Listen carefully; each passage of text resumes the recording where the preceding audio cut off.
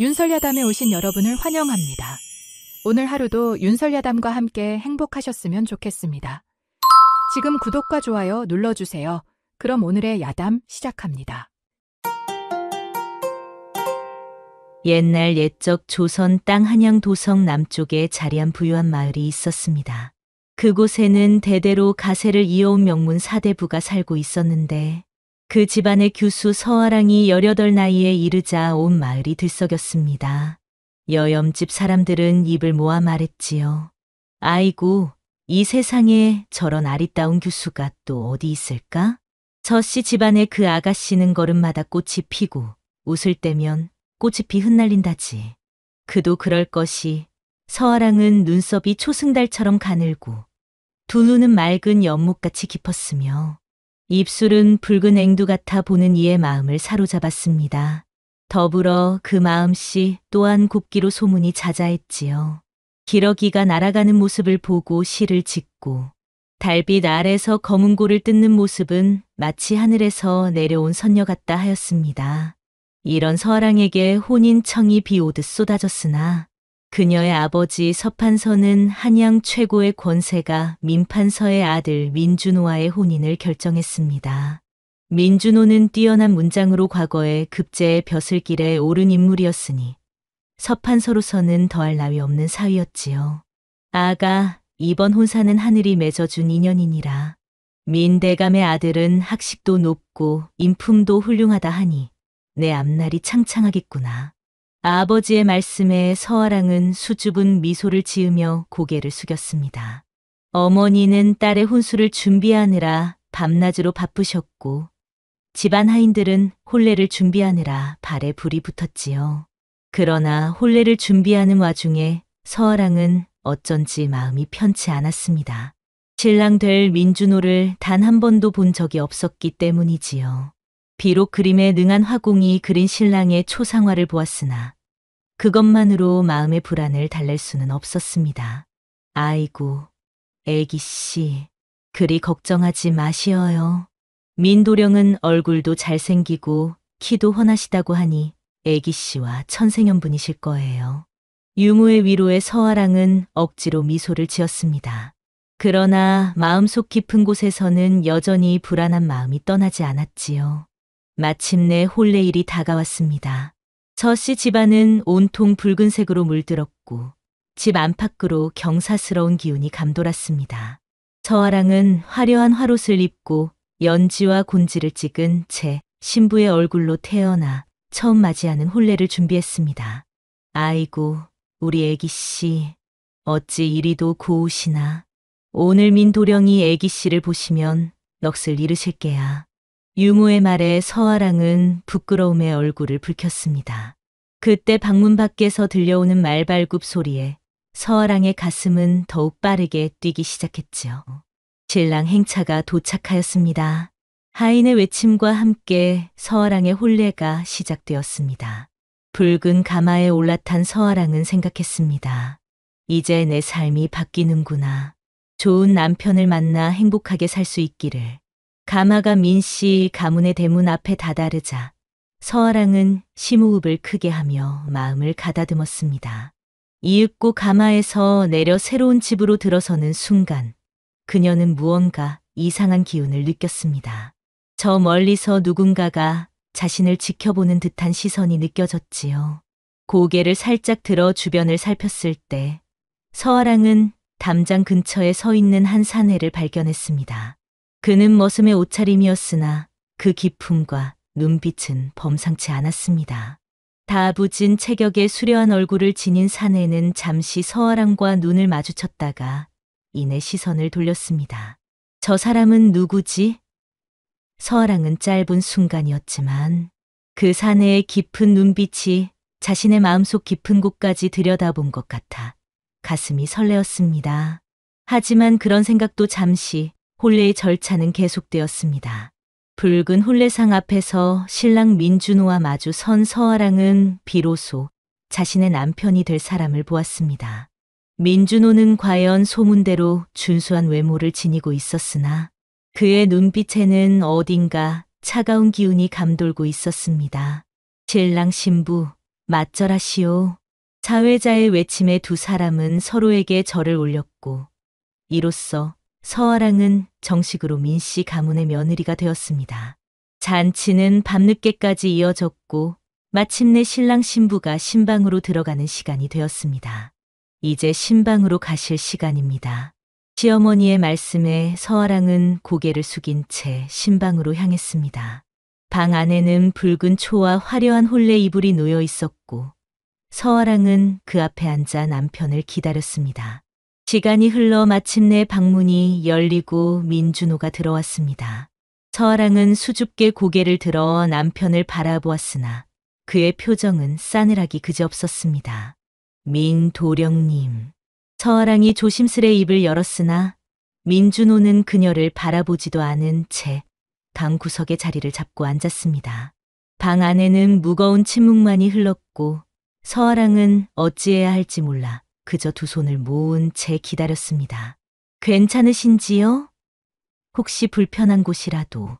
다시 한번 조심스레 말을 건넸지만 민준호는 여전히 대답이 없었습니다. 서아랑은 용기를 내어 남편에게 다가갔습니다. 혹시 몸이 불편하신 건 아닌지, 자신이 무엇을 잘못한 건 아닌지 물어보고 싶었기 때문이지요. 도련님, 제가 무엇을 잘못했나요? 말씀해 주시면 고치겠습니다. 그제야 민준호는 서아랑을 향해 고개를 돌렸습니다. 그의 눈에는 분노와 두려움이 교차하고 있었습니다. 가까이 오지 마시오. 차가운 목소리에 서아랑은 움찔했지만 이미 시작한 발걸음을 멈출 수 없었습니다. 그녀는 남편의 곁으로 다가가 무릎을 꿇고 앉았습니다. 도련님, 제가 도울 수 있는 일이 있다면 말씀해 주세요. 서아랑의 따뜻한 마음에 잠시 민준호의 눈빛이 흔들렸습니다. 그러나 곧 그는 자신의 옷자락을 움켜쥐며 뒤로 물러났습니다. 이 과정에서 그의 옷고름이 풀어지며 가슴 부근이 드러났고 서아랑은 그곳에서 보이는 끔찍한 광경에 숨을 삼켰습니다. 민준호의 가슴에는 붉은 반점이 온통 퍼져 있었고 그 모습은 마치 꽃이 피 흩뿌려진 듯했으나 그 색깔과 형태는 아름다움과는 거리가 멀었습니다.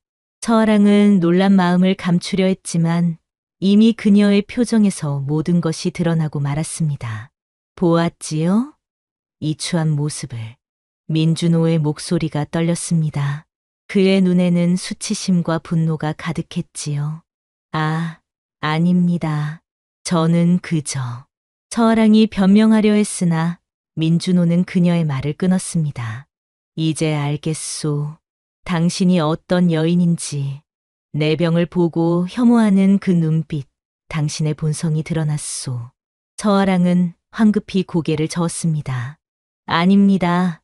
그저 놀랐을 뿐 저는 결코 도련님을 혐오하지 않아요.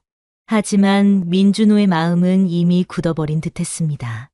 그는 갑자기 자신의 얼굴을 핥히기 시작했고 이내 피가 흘러내렸습니다. 무슨 짓을 하시는 거예요? 서아랑이 놀라 외치자 민준호는 갑자기 문을 향해 소리쳤습니다. 살려주시오. 이 여인이 나를 해치려 합니다. 그의 외침에 방문 밖에서 발소리가 들렸고 이내 문이 벌컥 열렸습니다. 시어머니와 하인들이 놀란 얼굴로 방 안을 바라보고 있었습니다. 이게 웬일이냐? 무슨 일이 벌어진 것이냐? 시어머니의 다급한 목소리에 민준호는 마치 준비했다는 듯 대답했습니다. 어머니, 이 여인이 갑자기 저를 해치려 했습니다. 첫날 밤부터 이런 일을 벌이다니. 분명 부정한 마음을 품고 있음이 틀림없습니다. 서아랑은 할 말을 잃고 그저 눈물만 흘렸습니다. 그녀가 무슨 말을 해도 이미 모든 것이 민준호의 뜻대로 흘러가고 있었기 때문이지요. 이런 패악한 며느리를 들였다니. 당장 내쫓아라. 시어머니의 명령에 하인들이 서아랑을 거칠게 끌어냈습니다. 서아랑은 자신의 결백을 주장하려 했으나 그 누구도 그녀의 말에 귀를 기울이지 않았습니다. 제발 믿어주세요. 저는 아무 짓도 하지 않았어요.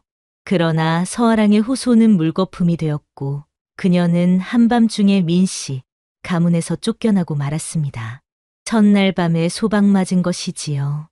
그것도 억울한 누명을 쓰고 말입니다.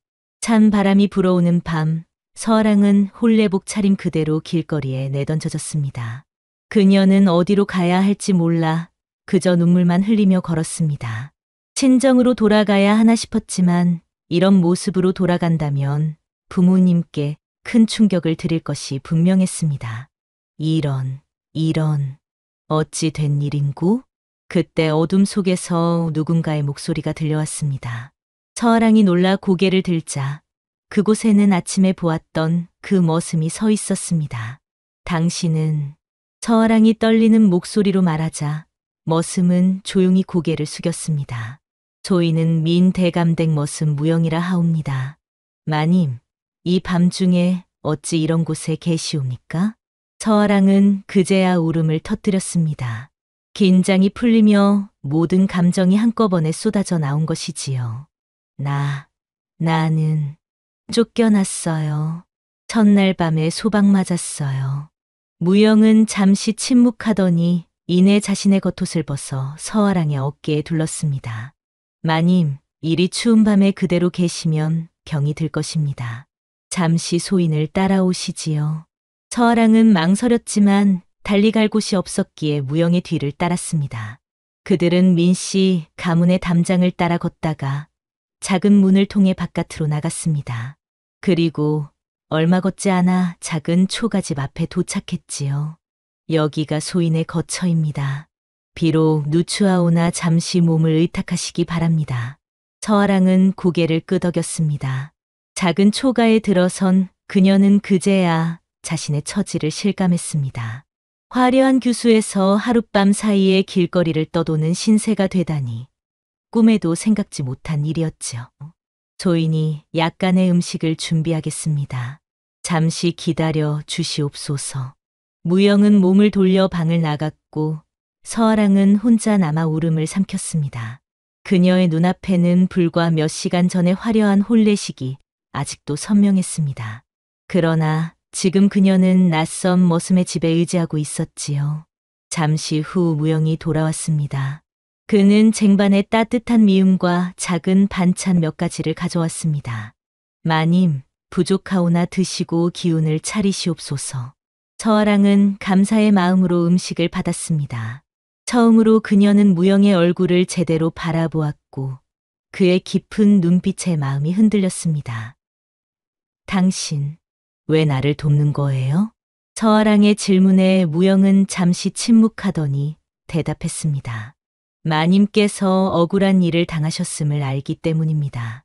어떻게 알았지요? 저희는 오래전부터 도련님의 병을 알고 있었습니다.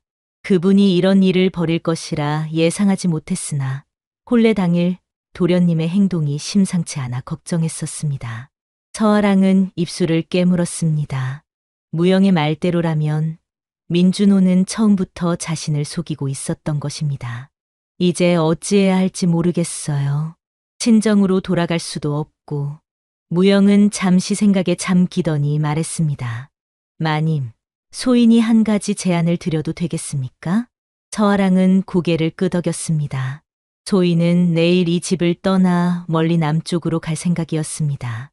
마님께서도 함께 가시는 건 어떨지요? 비록 험한 길이 되겠지만 여기 계시면 더 큰 위험이 있을 것입니다. 서아랑은 잠시 고민했습니다. 낯선 사내와 함께 떠난다는 것은 무모한 일이었지만 지금의 상황에서는 그것이 유일한 선택처럼 보였습니다. 그대의 호의에 감사하오. 나도 함께 가겠소. 무영은 깊이 고개를 숙였습니다. 그럼 내일 새벽에 출발하겠습니다. 오늘은 충분히 쉬시옵소서. 이렇게 하여 서아랑과 무영의 여정이 시작되었습니다. 그들은 이른 새벽 아직 어둠이 가시지 않은 시각에 한양을 빠져나왔습니다. 서아랑은 혼례복 대신 무영이 구해온 평범한 여인의 옷을 입고 머리도 단정히 묶었습니다. 이제 그녀는 더 이상 고귀한 양반가의 규수가 아니라 평범한 백성의 모습이 된 것이지요. 마님, 이제부터는 서로를 높여 부르면 위험할 것입니다.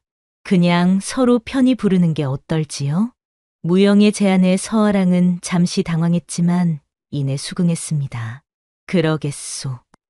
하지만 나는 어찌 부르면 좋을지. 아랑이라 불러도 되겠습니까? 무영의 목소리에 담긴 따뜻함에 서아랑은 미소를 지었습니다. 아, 좋소. 그럼 나는 무영을 어찌 불러야 할까요? 그냥 무영이라 부르시면 됩니다. 이렇게 서아랑과 무영은 새로운 이름으로 서로를 부르며 한양을 떠나 남쪽으로 향했습니다. 그들의 여정은 쉽지 않았습니다. 낮에는 걷고 또 걸었으며 밤에는 길가의 초가나 여인숙에서 몸을 의탁했습니다. 그러던 어느 날 그들은 깊은 산속의 작은 마을에 도착했습니다. 마을은 한양에서 멀리 떨어져 있었고 인적도 드물어 그들이 숨기에 적합한 곳이었습니다. 이곳에서 잠시 머물며 다음 계획을 세우는 게 좋겠소. 무영의 제안에 서아랑은 동의했습니다.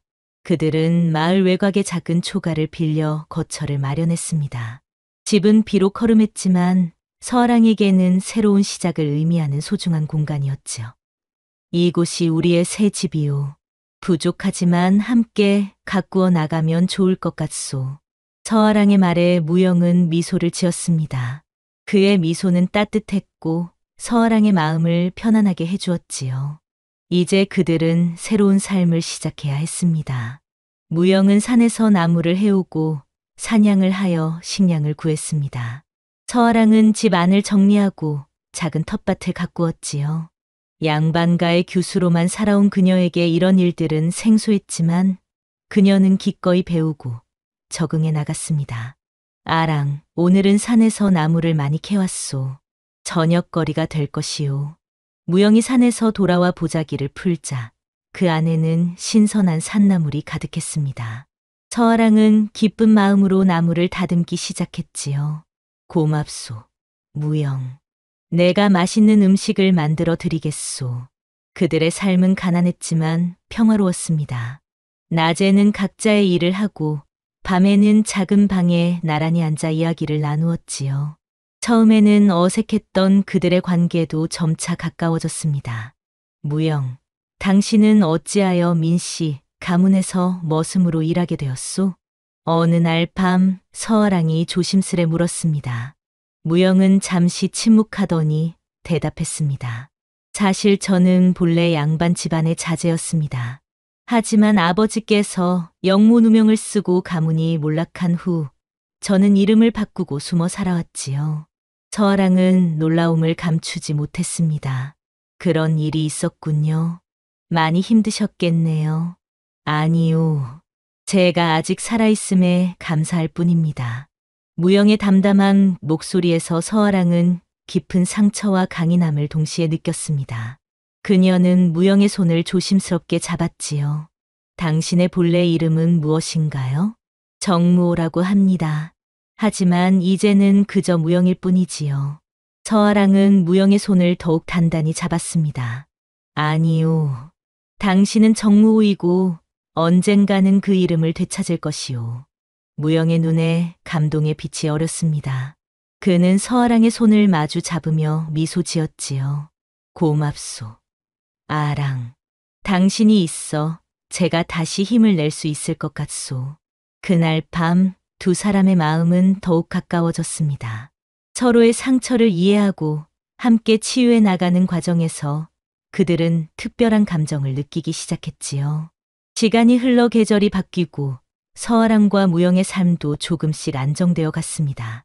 무영은 산에서 나무를 해오는 것뿐만 아니라 틈틈이 나무를 깎아 그릇이나 작은 장식품을 만들기 시작했지요.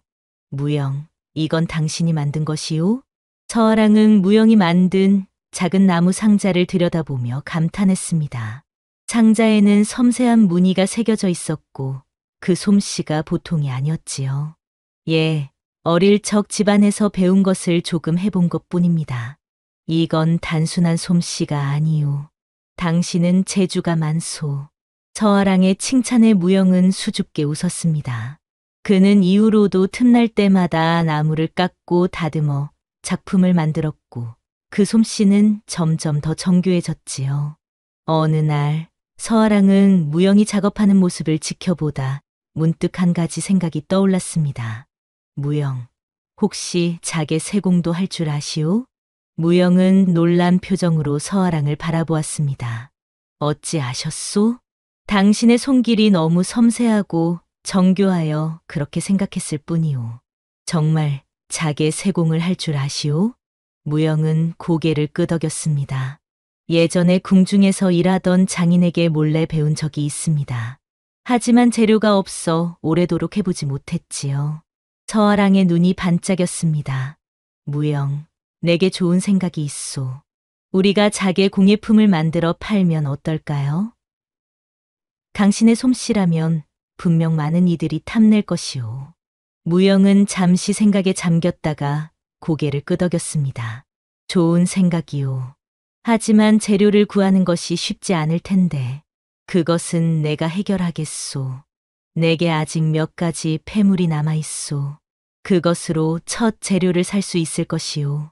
이렇게 두 사람은 자개 공예품을 만들어 파는 사업을 시작하기로 했습니다. 서아랑은 남은 폐물을 팔아 자개와 도구를 구입했고 무영은 열심히 작품을 만들었지요.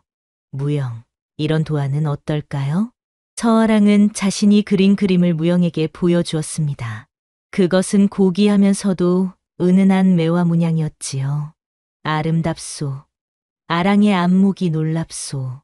저는 교수 시절 자수를 놓을 때 이런 문양을 자주 사용했답니다. 귀족들은 이런 우아한 문양을 좋아할 것이오. 무영은 서아랑의 도안을 바탕으로 자개함을 만들기 시작했습니다.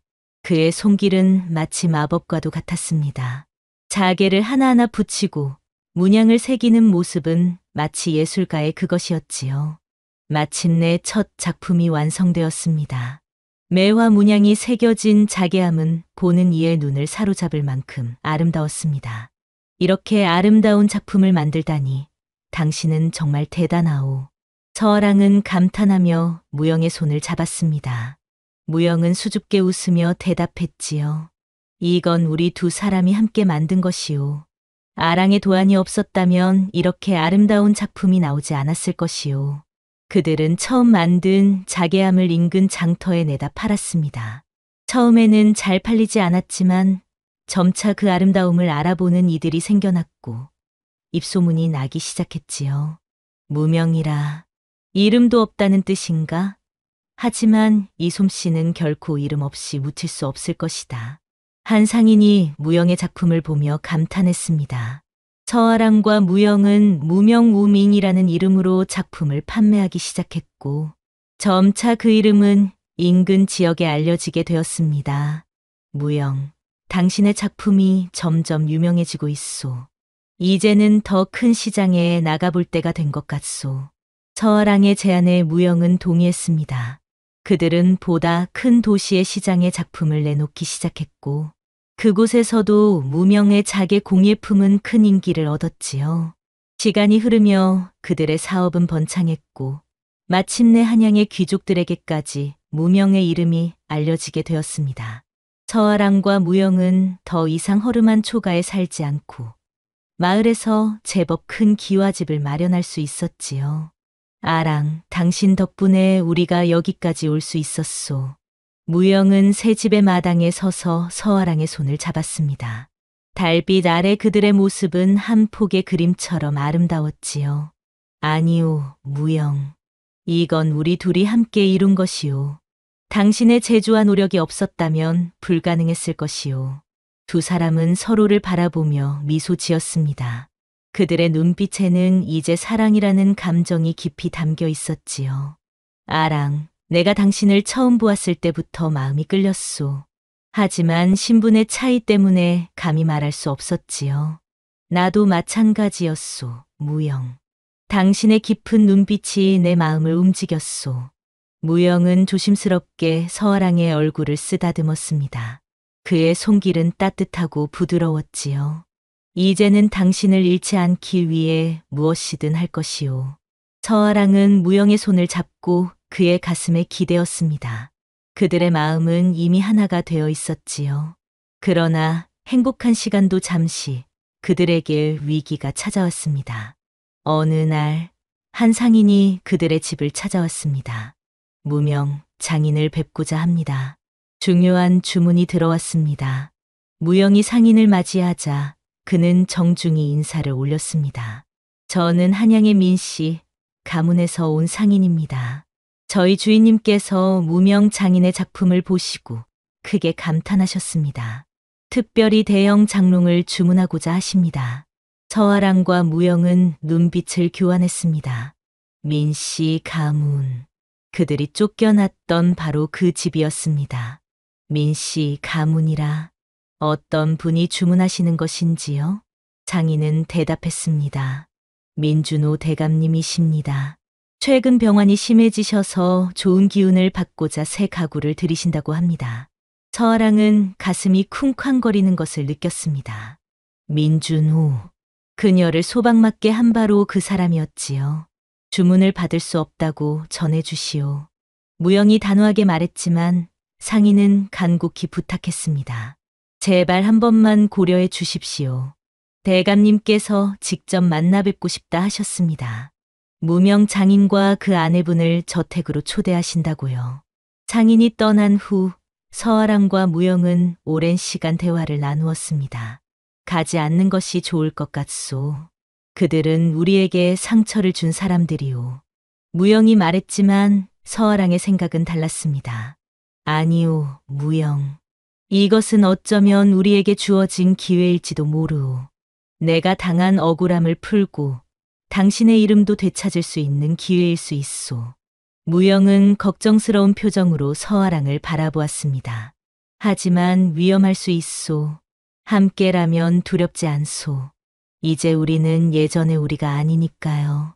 결국 그들은 민씨 가문의 초대를 받아들이기로 했습니다. 서아랑은 화려한 비단옷을 준비했고 얼굴을 가리는 너울도 마련했지요. 얼굴을 가리는 이유가 있소? 무영이 물었고 서아랑은 미소를 지으며 대답했습니다.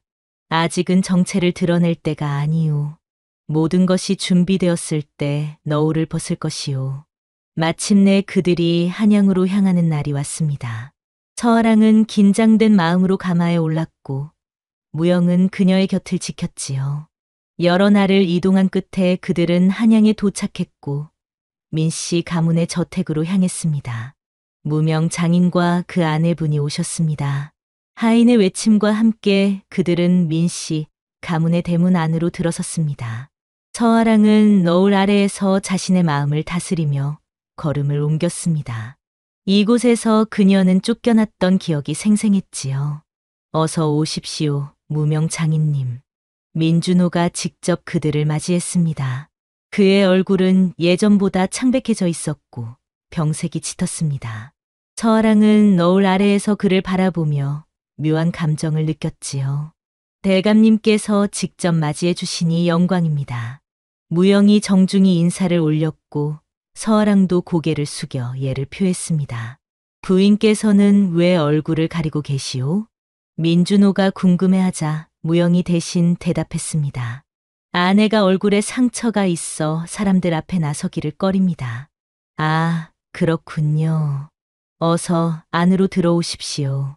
그들은 민씨 가문의 안채로 안내되었고 그곳에서 민준호는 자신이 원하는 장롱에 대해 설명했습니다.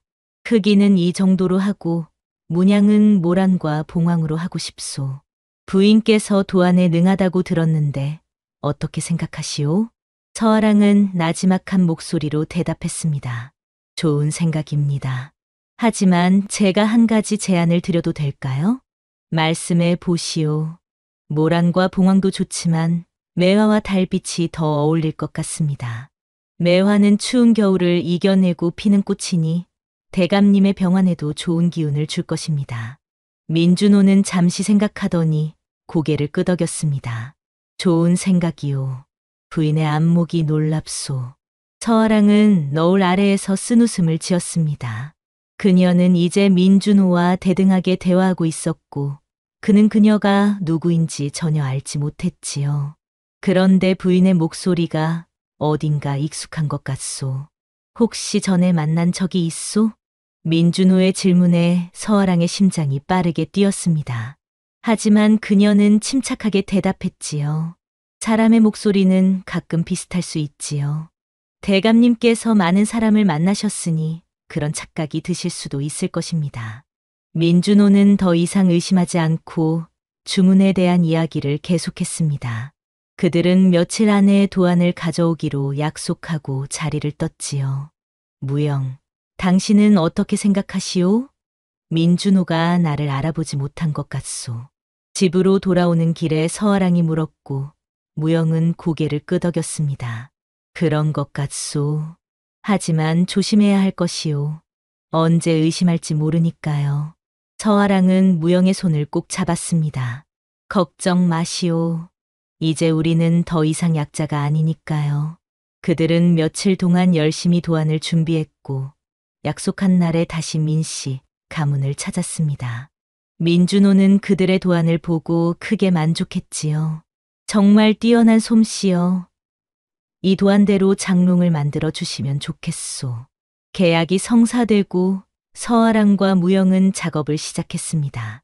그들은 최고의 재료를 사용하여 민준호가 원하는 장롱을 제작했지요.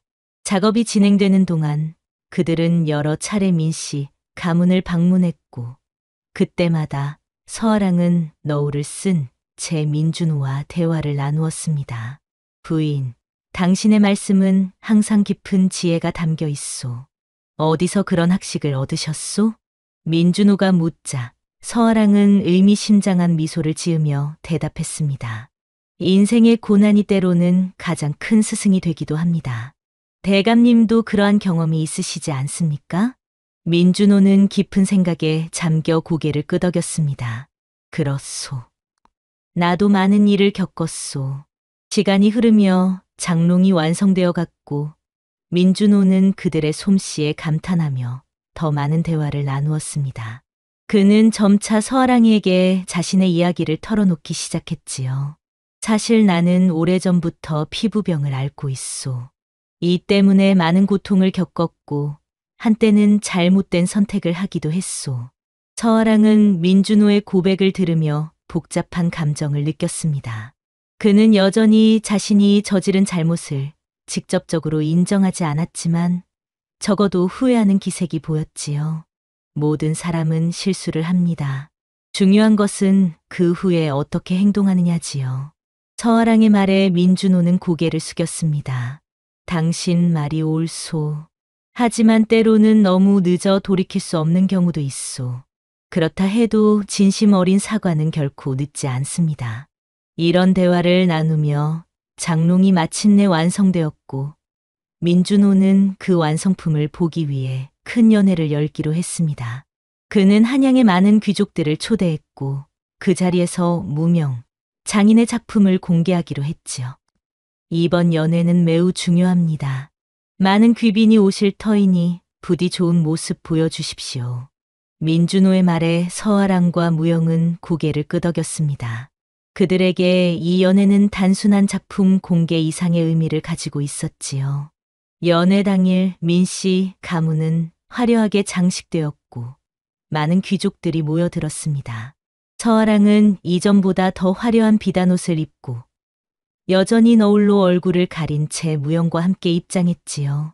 오늘 이 자리에 귀한 분들을 모신 것은 무명 장인의 뛰어난 작품을 함께 감상하기 위함입니다.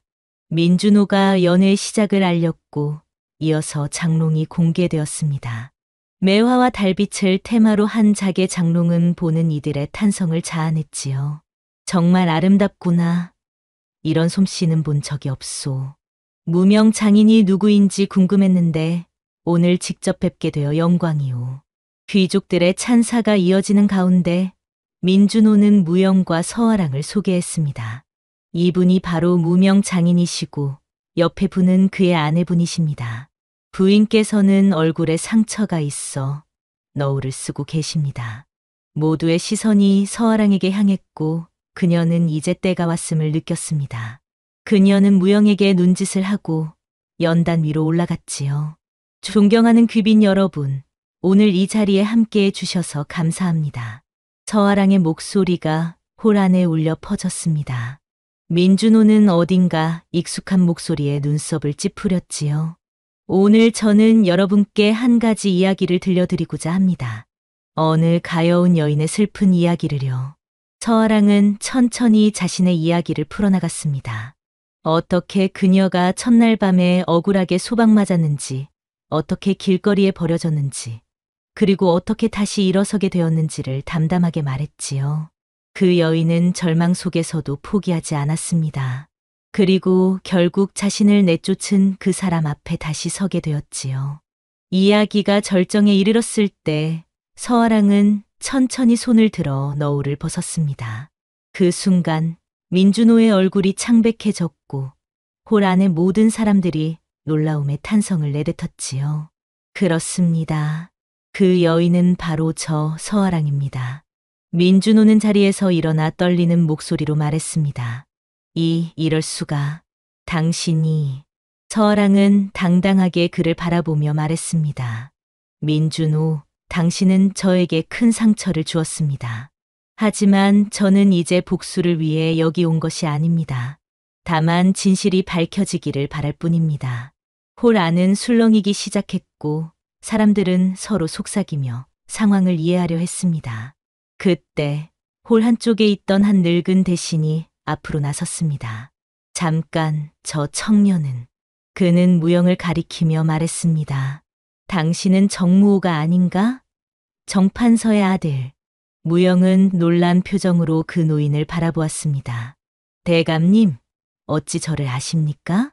내 아버지와 내가 친구였다. 그가 억울하게 누명을 쓰고 몰락했을 때 나는 그를 돕지 못했다.